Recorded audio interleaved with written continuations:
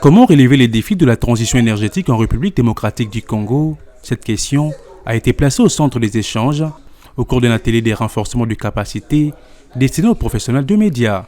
L'objectif de ces séminaires, organisés par Acquire by PIN Africa, en partenariat avec Cégide et USAID, est de doter aux chevaliers de la plume congolaise une dose supplémentaire d'éthique et d'engagement dans leurs investigations journalistiques en matière d'exploitation minière en République démocratique du Congo. Ce, à l'heure de la transition énergétique où la RDC se positionne en état des forces, grâce notamment à ses minerais stratégiques, à l'instar du coltan, du cobalt et autres.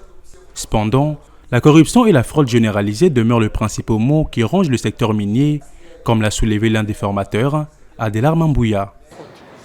Il y a plusieurs maux qui rongent bien sûr ce domaine, chez nous en RDC, mais c'est plus la fraude pratiquement généralisée ainsi que la corruption.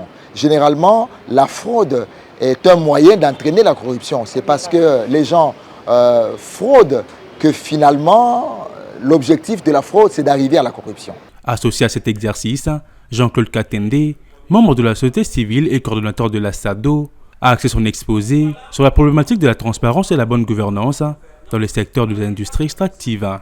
Question de susciter un contrôle citoyen rigoureux en vue d'une gestion transparente. Ce que je voudrais que les participants retiennent de la session de tout à l'heure est que la compréhension de la bonne gouvernance dans l'exploitation des minerais verts se passe à travers la chaîne des valeurs des industries extractives.